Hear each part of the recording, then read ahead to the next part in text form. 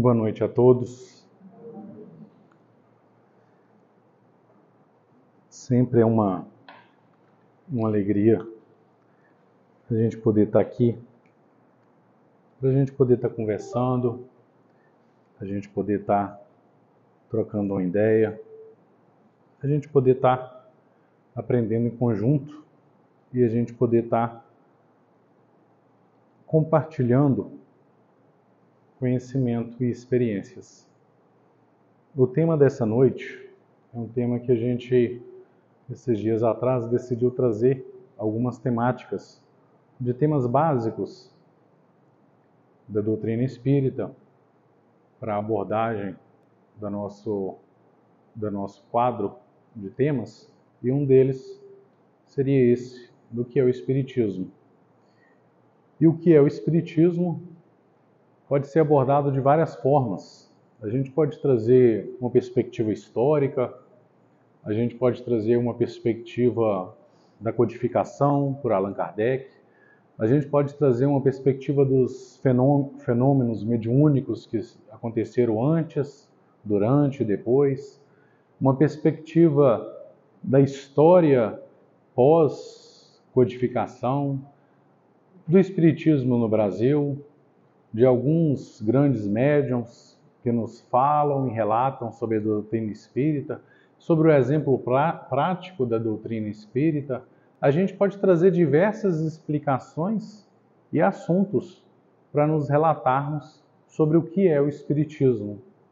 Mas muitas vezes a gente é abordado, nós, enquanto espíritas, sobre o que é o Espiritismo. Mas o que é o Espiritismo? Alguns de nós aqui já espíritas, outros talvez que ainda não são espíritas, e muitas vezes temos dúvida de como responder, de como entender, e até mesmo aqueles que são recém-chegados ainda não entendem muito todos os tópicos, todos os assuntos, mas às vezes a gente pode ter alguns esclarecimentos.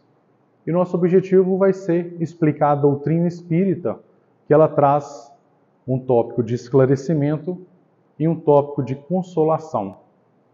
Então a gente vai trazer essa perspectiva desse esclarecimento e essa perspectiva de consolação.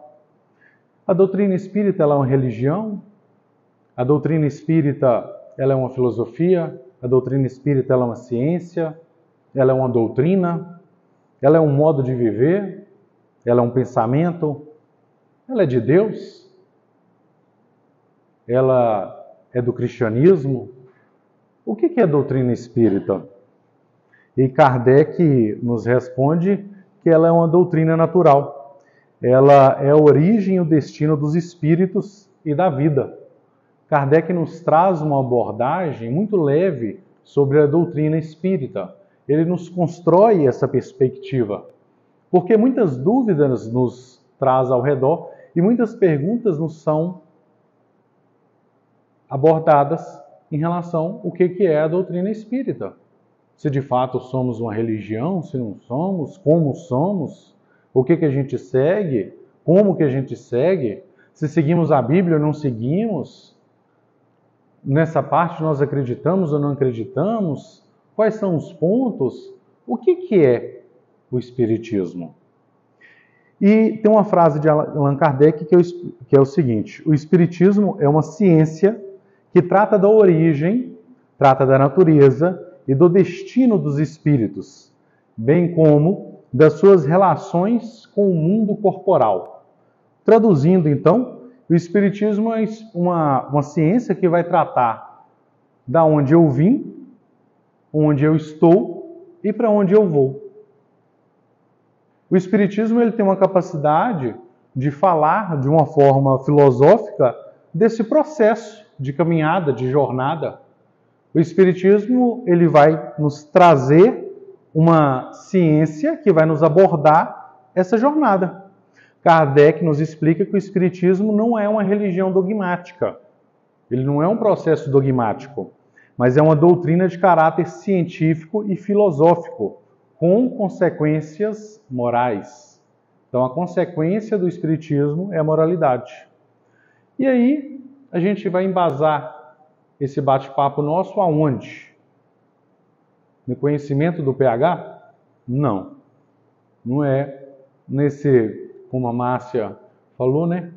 Que pelos anos adquiridos, né? A gente vai adquirindo os anos o conhecimento, mas a gente precisa ter uma base literária para a gente poder caminhar. E aí, o tema da palestra é uma cola, né? É uma colinha. Eu não sou tão inteligente assim. O próprio Allan Kardec escreveu o livro, O que é o Espiritismo. Então eu não sou esse gênio todo. Eu até pareço, mas não sou. Tem cara de gênio, sabe? Mas não é aquela coisa toda. Kardec deu uma mastigadinha pra gente. O livro que é o Espiritismo, entendeu?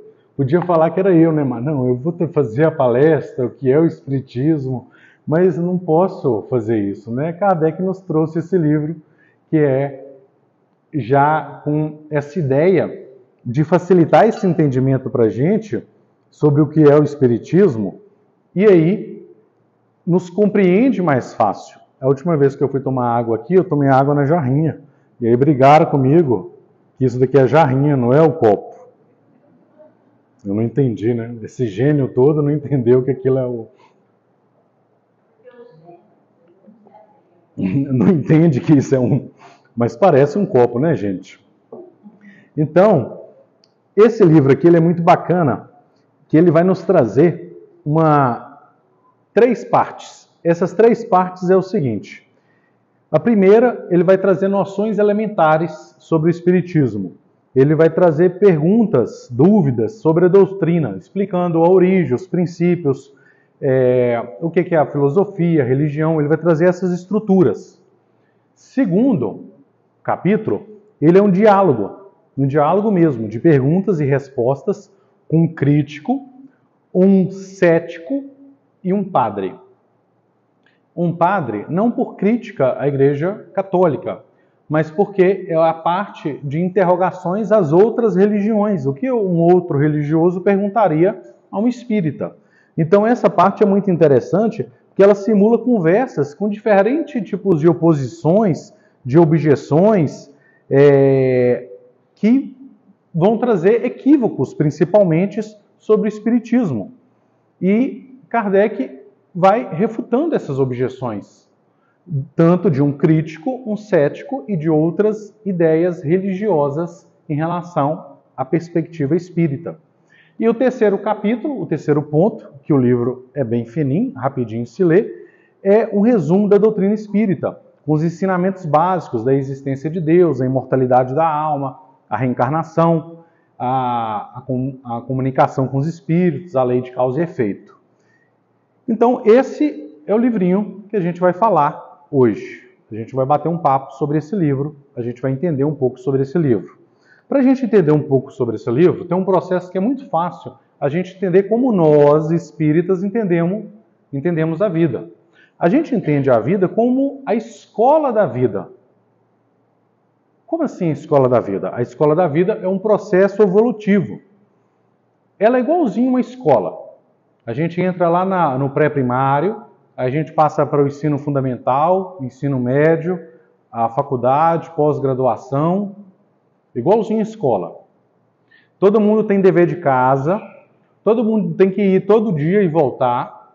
Vocês já viram um videozinho que o aluno vai para a escola, ele chega em casa, aí a mãe pergunta assim, e aí meu filho, como é que foi a escola? Aí o menino pequenininho responde assim, acho que foi ruim, que amanhã eu vou ter que voltar de novo. Somos nós aqui no planeta Terra. Estamos voltando de novo. Então a gente vai e volta todo dia. A gente vai limpinho, volta suado, com o uniforme sujo, porque brincou no parquinho. Você vai envelhecendo, vai aprendendo que não precisa mais brincar no parquinho. Vai sujando de outras formas.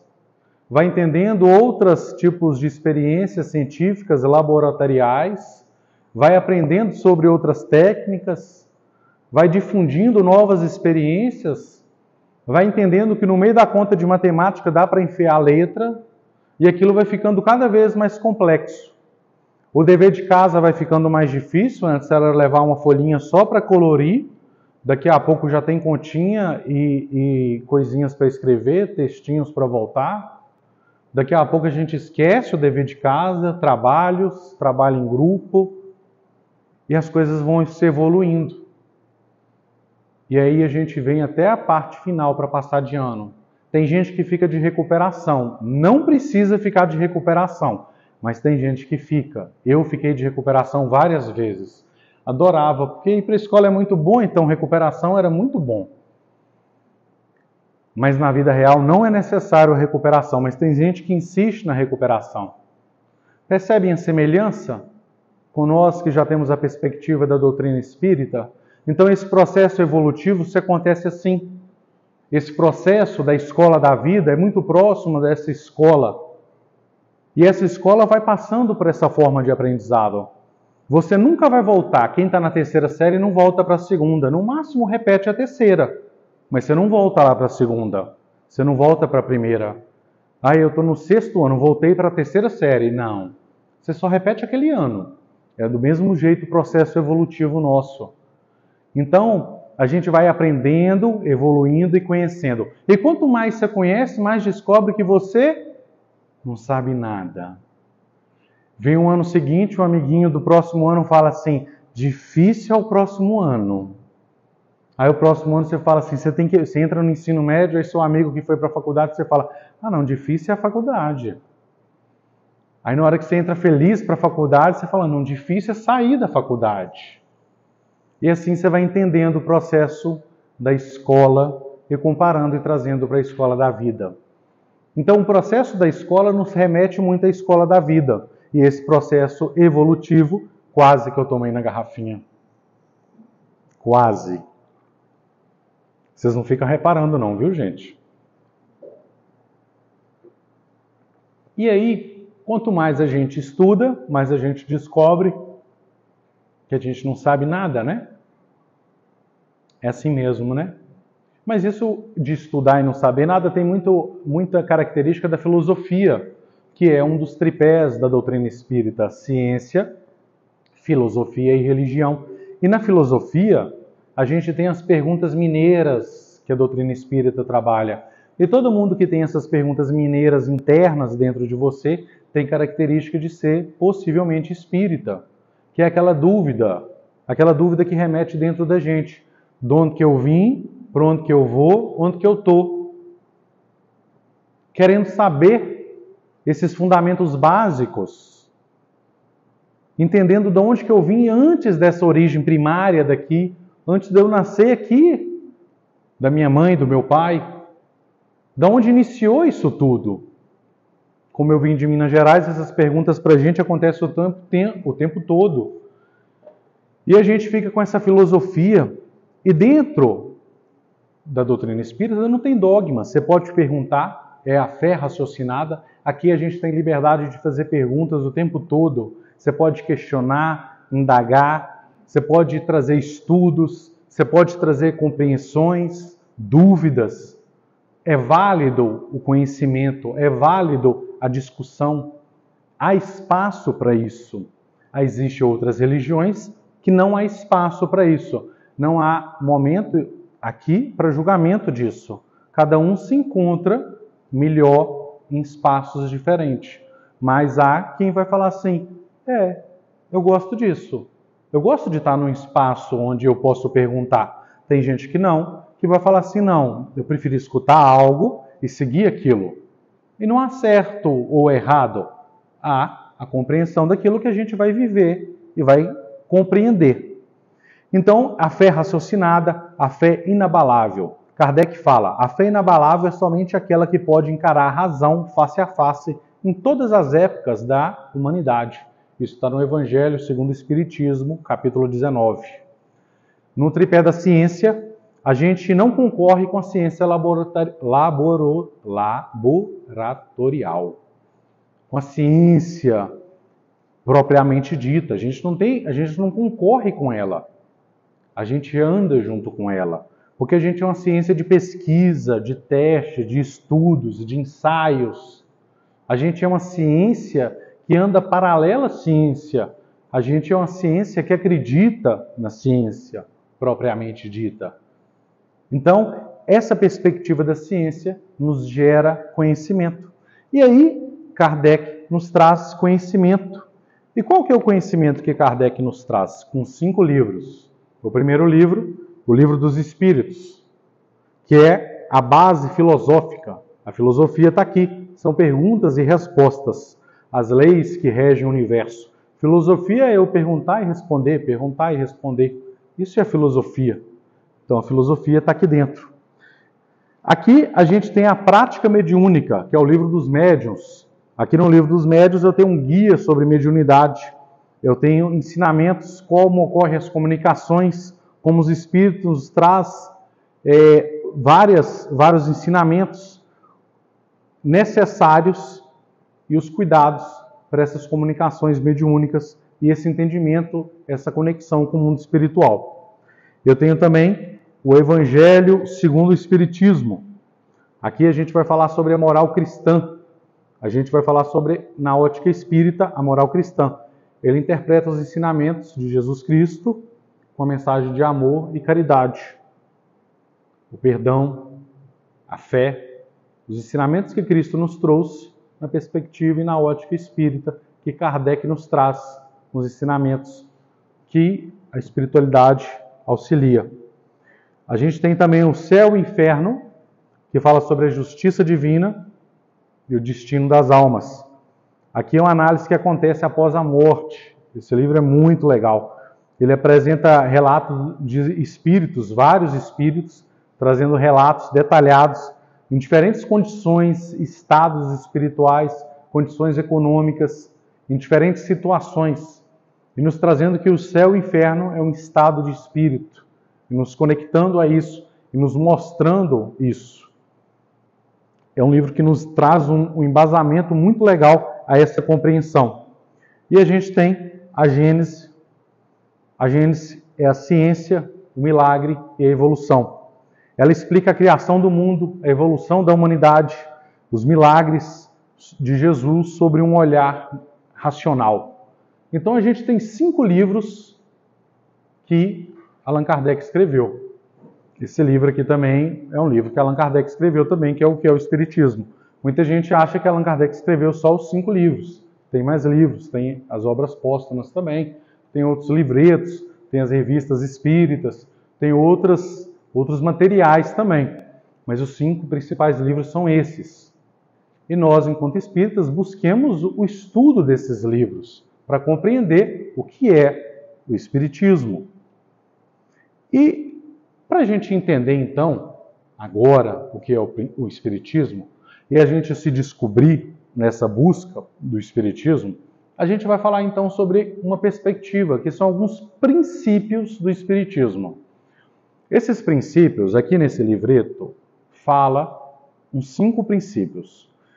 Alguns estudos, alguns autores trazem 10, outros trazem 15. A União Espírita Mineira, que eu venho de Minas, traz 15 princípios. Mas existem várias outras federações que trazem 10, 5, 15. Eu escolhi algum deles para a gente poder trazer aqui e trabalhar esses princípios. Mas existem vários princípios que são abordados dentro dos estudos sistematizados da doutrina espírita e dentro das obras básicas que são trabalhados. O primeiro é Deus. Nós, espíritas, a doutrina espírita acredita em Deus. Então nós somos uma religião, uma doutrina com um fundamento religioso que acredita em Deus. E a pergunta número 1 do Livro dos Espíritos é: que é Deus? E quando a gente começa a pensar isso descreva Deus aí na sua mente em uma palavra só. O que é Deus? O que é Deus? Como você pensa que é Deus? Quem é Deus? Como é Deus? O que é Deus? Que é Deus?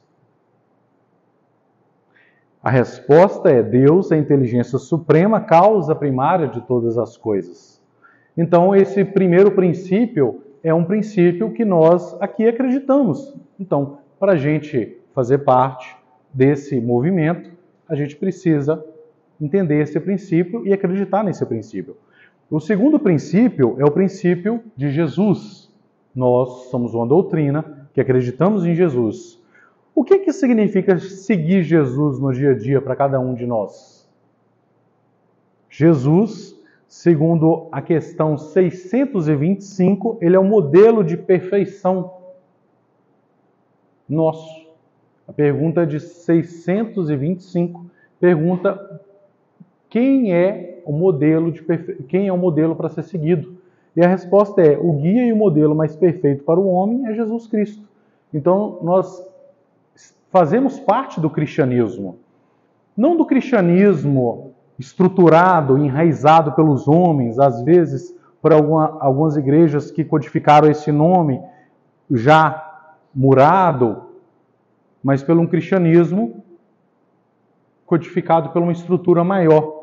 E hoje, já usada essa terminologia para diversas outras religiões que seguem os ensinamentos que Cristo deixou e que hoje nós também seguimos, também acreditamos. Jesus é a base do Espiritismo, é a moralidade que a gente segue é através de Jesus Cristo. Não existe um personagem dentro da história que perdoa sendo crucificado. Não existe um personagem que nos deixa uma vivência maior de amor ao próximo do que Jesus. Não existe um personagem dentro da história que é chamado de bom e ele para e fala que não, que bom mesmo é o Pai. Jesus é o exemplo o tempo todo para nós espíritas. E esse é um dos princípios fundamentais da doutrina espírita. Nosso objetivo do Espiritismo não é bater meta e falar nós temos 1 milhão de seguidores, a partir de amanhã nosso é ter 1.100.000, vamos atrás de mais seguidores. Não. É a transformação moral que Jesus nos deixa. É essa transformação interna que eu posso ter dentro da minha casa, no meu ambiente de trabalho, com os meus amigos, com os meus familiares. É esse processo de passo a passo, de centímetro a centímetro, de dia após dia, a capacidade evolutiva que eu tenho de vivenciar e desse start que eu tenho. E não de percorrer um processo seletivo atrás de numerosos seguidores. Não, porque nem mesmo Jesus procurou isso. Jesus multiplicou os ensinamentos dele através do exemplo. E é isso que ele nos convida. E o terceiro princípio é o Espírito. Nós acreditamos no Espírito, né? É um princípio meio óbvio, né? Então nós acreditamos no Espírito. Se tem alguém aqui que é Espírito e não acredita no Espírito, não está dentro do espaço certo, porque nós acreditamos no Espírito. Então esse princípio, ele está dentro de um teor que faz sentido para todo mundo que está na doutrina espírita, né? O que é o Espírito? O Espírito é a essência da vida. O Espírito é a gente fechar os olhos por um minuto e a gente tentar se perceber além do corpo. A gente saber que está além dessa matéria. É a gente saber que tem algo além disso. Que a gente está além dessa temporada encarnada. Os espíritos são seres inteligentes da criação que povoam o universo, fora do mundo material. Está no Livro dos Espíritos, na questão 76. Então, esse é o terceiro princípio. O quarto princípio que a gente acredita é a evolução, que é o propósito da vida. Nós acreditamos na perspectiva evolutiva. Então, o princípio evolutivo, que é a escola da vida, aquele exemplo que eu dei. A gente acredita que a gente vai evoluir um passo a cada dia. Então, isso faz sentido para nós espíritas no processo evolutivo. São os próprios espíritos que se melhoram e, melhorando, se passam de uma ordem inferior para outra mais elevadas. Está no Livro dos Espíritos, na questão 114, processo evolutivo. O outro princípio é do livre-arbítrio. No livre-arbítrio, a escolha é nossa. O livre-arbítrio traz a responsabilidade para nós mesmos. O livre-arbítrio não tem como eu falar assim, não, a culpa é sua, Cíntia. Não, a culpa é do Marcos. O livre-arbítrio traz a escolha, a liberdade para mim mesmo. Traz que a escolha é nossa, a liberdade nossa. Traz que nós estamos trazendo as nossas escolhas, marcando as nossas opções. E esse livre-arbítrio, na pergunta 843, o homem tem livre-arbítrio nos seus atos? E a resposta é: pois que tem a liberdade de pensar, tem igualmente a de obrar. Sem o livre-arbítrio, o homem seria uma máquina. Então nós não acreditamos que nós somos máquinas. Nós acreditamos que nós temos liberdade para poder fazer as coisas, para poder ser autores da nossa vida também. Então a gente acredita nesse livre-arbítrio de poder fazer as coisas. Junto com esse processo de livre-arbítrio, a gente tem um processo junto também, que está encaixado ali, lado a lado, que é um sexto princípio que a gente vai trabalhar hoje, que é o princípio, que ele assim, está juntinho com o livre-arbítrio, que é de causa e efeito. Junto com o livre-arbítrio, a gente ganha de bônus, brinde da casa, causa e efeito. Nós, no princípio do Espiritismo, a gente acredita na causa e efeito, que é a gente colhe o que a gente planta. A gente acredita nessa colheita daquilo que a gente plantou. Não tem como eu colher melancia plantando maracujá, né? Alguém aqui acredita nisso? Eu vou plantar maracujá e colher melancia. Então tá todo mundo com a mesma ideia. Esse é um princípio importante. Por quê? Se eu estou plantando o bem, eu vou colher o bem. Se eu estou plantando o mal, se eu estou plantando rancor, ódio, maledicência, raiva, sentimentos negativos, tristeza.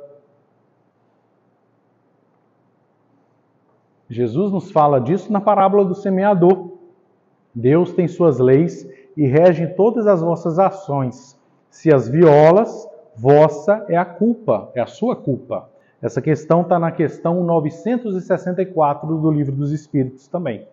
Um sétimo princípio que nós espíritas acreditamos é o princípio da reencarnação. Nós espíritas acreditamos na reencarnação. Nós somos reencarnacionistas. Nós acreditamos na reencarnação. A vida continua, né?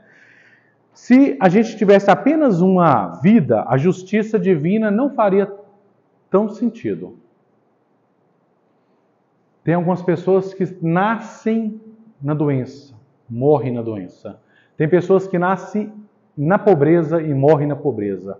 Tem pessoas que são boas, muito boas e sofrem a vida inteira. Qual o sentido disso? Tem pessoas que têm uma vida de erros, de falcatruas, de escolhas erradas e se dão bem. Tem pessoas que têm escolhas amorosas, de compaixão e não têm sucesso. Tem pessoas que morrem no nascimento. A reencarnação traz um significado para a justiça divina. Para nós, a falta da reencarnação deixa uma lacuna nessa justiça divina. Então, a reencarnação, para nós espíritas, ela justifica isso. E muitas vezes nós temos essa dúvida. Então, para muitas pessoas, essa dúvida, esse princípio, responde muitas perguntas. Aquelas perguntas mineiras, de onde que eu vim, para onde que eu vou, onde que eu estou. Algumas perguntas dessas são respondidas com respostas da reencarnação. Então, a reencarnação é resposta para muitas dúvidas dessa. E tem um ponto interessante que nós não somos dono da reencarnação. A reencarnação não é Kardec é dono da reencarnação. Não. A reencarnação não é nossa. A reencarnação não é exclusividade do Espiritismo. Não mesmo. O hinduísmo já fala da reencarnação, o budismo, algumas vertentes do judaísmo, algumas filosofias ocidentais, Pitágoras, Platão, vários filósofos já falam da reencarnação. Então, nós acreditamos nessa reencarnação também. Mas ela não é exclusividade do Espiritismo. É importante a gente destacar isso. Se a gente pensa nisso, a doutrina da reencarnação, isto é, ela consiste em admitir para o espírito que há muitas existências sucessivas. Na questão 171 traz sobre isso. Então a reencarnação ela vai trazer essa visão de amplitude da vida. Ela abrange nosso pensamento. Ela faz a gente ter uma perspectiva muito maior. A visão espírita, a resposta do que é o espiritismo envolve muito isso. Outra perspectiva, outro princípio é da mediunidade. Nós acreditamos na mediunidade. A mediunidade é a ponte entre os dois mundos. Todo aquele que sente um grau de mediunidade, a influência dos espíritos. O que é mediunidade? Às vezes eu estou pensando aqui, estou pensando na Maria Paula, a Maria Paula vai e me liga. Eu, do nada, tive uma sensação ruim, uma perspectiva aqui com o Nezinho vai e teve alguma coisa com ele naquele momento quando eu estava lembrando. Eu tenho um sonho com alguém, eu tenho uma visão que aconteceu alguma coisa boa com a Fátima naquele momento. Eu vejo uma criança no colo de alguém, essa pessoa me traz uma mensagem que está grávida. Tem várias coisas simples que remetem à mediunidade e outras coisas mais avançadas da mediunidade mesmo, como ver, às vezes, o pai de alguém que já desencarnou do lado da pessoa, uma mensagem, uma carta, uma psicografia, entre outras diversas situações, como a gente tem. Então, a gente tem muitos pontos, e no Livro dos Médiuns a gente traz isso. A mediunidade ela é uma faculdade natural que permite a comunicação entre encarnados e desencarnados. E tem outro detalhe, como a reencarnação, ela também não é exclusiva do espiritismo. Ela não é daqui, da doutrina espírita. A mediunidade ela também é trabalhada em várias outras religiões. E eu fui pesquisar sobre isso, são diversas religiões que trabalham, não com o nome mediunidade, né? Não propriamente disso, mas várias religiões indígenas, a cabala, hinduísmo, sufismo, religiões africanas, confucionismos, o hinduísmo, o Antigo Egito, religiões romanas, oráculos, xamanismo. Tem muitas religiões diferentes que trabalham com essa conexão com o mundo espiritual, com a mediunidade. Inclusive na Bíblia a gente tem isso, quando Moisés escreve os 10 mandamentos, psicografa os 10 mandamentos, entre várias outras perspectivas, a gente tem isso. Hoje até mesmo dentro da Igreja Católica e Evangélica, a gente também tem cartas escritas, mensagens que vêm, chegam, e a gente tem essa conexão. Então esse princípio da mediunidade, ele faz sentido para a gente. Outro princípio para a gente também é a pluralidade dos mundos habitados. O universo que a gente vive é vivo. A gente não acredita. Você olha para cima, para o céu, e você fala como que Deus é maravilhoso. Criou esses bilhões de estrelas, galáxia, esse monte de planetas acima de mim, só para minha noite ficar mais iluminada e mais bonita. Ou como criou internamente esse monte de micro-organismos internos só para poder ter toda uma vida biológica. A gente acredita que há uma perspectiva muito maior nos mundos físicos e nos mundos íntimos, que é um tema mais complexo de ser entendido, mas que muita gente tem dúvida. É só a gente aqui ou tem mais coisa além disso? Né? E essa dúvida o Espiritismo traz sobre essa questão. São habitados todos os globos que se movem no espaço, às vezes não com pessoas encarnadas igual nós nessa matéria, mas numa outra perspectiva, numa outra visão, numa outra ideia. E a doutrina espírita explica isso num sentido. E essas são questões que às vezes a filosofia nos traz esse entendimento e essa dúvida, mas às vezes a gente não traz isso, a gente não aborda isso.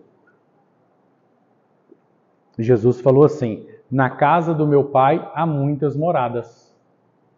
Então, Jesus propriamente diz essa frase.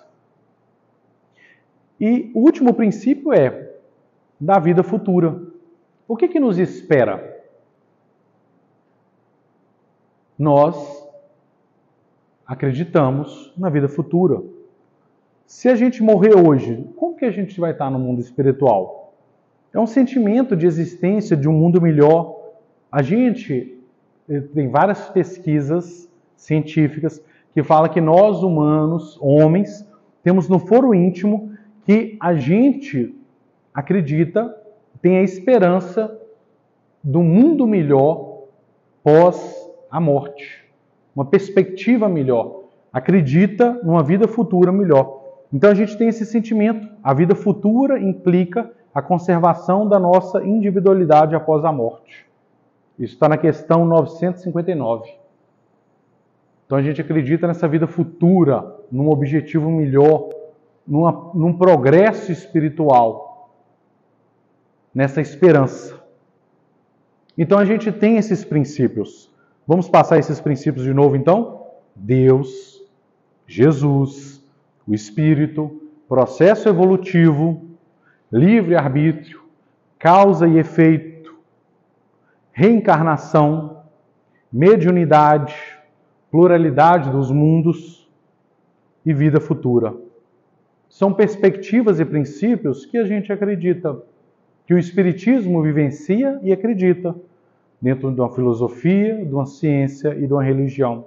E o que a gente faz aqui numa casa espírita? O que tem aqui dentro de uma casa espírita? Aqui dentro de uma casa espírita, de um centro espírita, a gente tem funções educativas, a gente tem assistência espiritual, a gente tem estudos, a gente tem práticas e vivências do Espiritismo. Então a gente tem estudos doutrinários. O que são esses estudos doutrinários?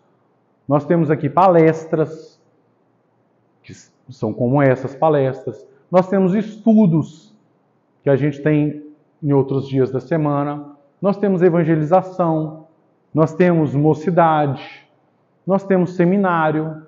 Nós vamos ter um aqui, inclusive, daqui a uns dias, com o César Perry.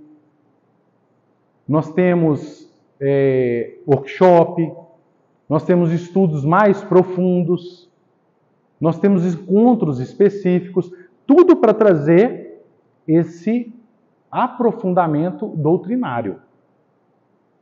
Então esse é um processo doutrinário. A gente tem outra perspectiva também, que é o atendimento espiritual. Esse atendimento espiritual é o atendimento fraterno, que é o acolhimento das pessoas, que é a orientação, com a base que está aqui, das orientações que a gente recebe de Kardec e de Jesus. Como? Esse atendimento espiritual é isso. Ele vai trazer esse acolhimento e essas orientações. Ele vai ter tratamento espiritual, ele vai ter grupo de vibrações, oração coletiva, ele vai ter passe, vai ter tratamento espiritual, vai ter reunião mediúnica, vai ter comunicação, ele vai ter vários processos de atendimentos espirituais, não com espírito. Porque o espírito propriamente dito não precisa vir aqui na frente para dar uma comunicação, mas o espírito já está aqui presente entre nós, dando a comunicação, através da energia, através da palestra, através do atendimento. Então o atendimento espiritual que acontece é durante todo esse processo. E há um outro processo também que acontece, que é o trabalho de assistência e caridade, que acontece também numa casa espírita, que também acontece aqui, ó, que é o atendimento de famílias em situação de vulnerabilidade, que acontece aqui, às vezes durante uma palestra, quando a gente recebe as pessoas, acontece com o próprio atendimento espiritual, porque esse trabalho de assistência trabalho de assistência e caridade, às vezes tem pessoas que chegam aqui não precisando de um alimento, mas precisando de uma palavra. Então essa palavra, muitas vezes, a gente vem aqui, ó, o Evangelho segundo o Espiritismo. É uma base, com muita filosofia e entendimento daqui, do Livro dos Espíritos. Porque tem muita pergunta que está com as respostinhas aqui dentro. Porque são centenas de perguntas aqui. Então muitas pessoas vêm com dúvidas e são atendidas aqui. E muitas pessoas vêm também atrás de doação de alimento, roupas, cestas básicas, Também a gente tem oficinas, trabalhos manuais, auxílio comunitário, através de sopa, doações de cestas, através também de oficinas que tem aqui na casa, por exemplo, tem trabalho ao sábado com as meninas. Esse trabalho às vezes é estendido além disso. São diversos trabalhos. Também tem visitas a hospitais, a asilos, a orfanatos, visitas a casas específicas. Então, são vários trabalhos que são feitos. Atendimentos espirituais, trabalhos doutrinários e o trabalho de assistência e caridade, que é feito num processo dentro de uma casa espírita. E esse é o trabalho que as casas desenvolvem. E as casas, ela oferece principalmente espaço para a vivência do Evangelho. Elas incentivam que a gente vive o Evangelho no nosso dia a dia. Através do quê? Tem 2 pontos, que é a reforma íntima, é um convite da reforma íntima todo dia. A reforma íntima quem faz? Eu, na minha casa, comigo mesmo. Você, na sua casa, com você mesmo. Cada um vai fazer. A reforma íntima é isso. E essa busca do autoconhecimento, que é a reforma íntima, e o exercício da caridade, como meio de evolução. Então a doutrina espírita, na verdade, ela nos traz esclarecimento. Ela nos dá uma fé raciocinada. Ela nos esclarece isso tudo. Ela nos traz essa compreensão. E para concluir, ela é consoladora. Por que a doutrina espírita é consoladora? Porque ela nos mostra significado e esperança do dia de amanhã. Ela ensina sobre a vida após a morte. Ela nos mostra que não acabou e pronto. Ela nos mostra que tem algo depois da morte. Que não é morreu e acabou.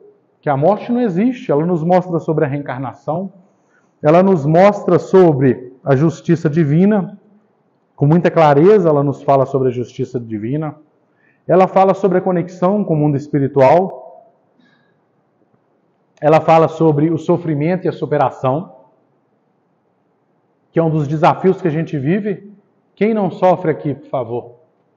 Quem não tem uma aflição aqui? Quem não tem dificuldade?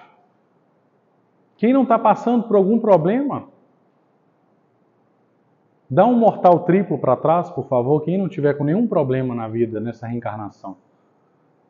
Mas a doutrina espírita nos dá compreensão de entender isso. E ela nos dá consolo para isso. Então a gente vai entendendo isso, ela vai nos trazer essa mensagem de amor e esperança. A gente parece que sai com menos ignorância disso tudo. A gente entende essas dores, e a gente entende isso tudo como instrumento, ferramenta para esse processo evolutivo. A gente entende o esclarecimento, o consolo. O Espiritismo não é apenas conhecimento, é um caminho para a transformação moral da nossa vida. Ele não é para ser imposto, não é para ser ditado, é para ser vivido, para ser de uma forma natural, é para despertar, o iluminar de um novo posto, que é o convite. O Consolador prometido, que o Mestre Jesus nos deixa, como Consolador de verdade, nos mostrando a esperança de dias melhores, nesse entardecer, nos mostrando que há esclarecimento e há forma da gente compreender tudo isso com essa doutrina espírita. Possamos entender o que é o Espiritismo para a gente vivenciar, explicar isso para o próximo e sermos exemplos vivos da doutrina espírita.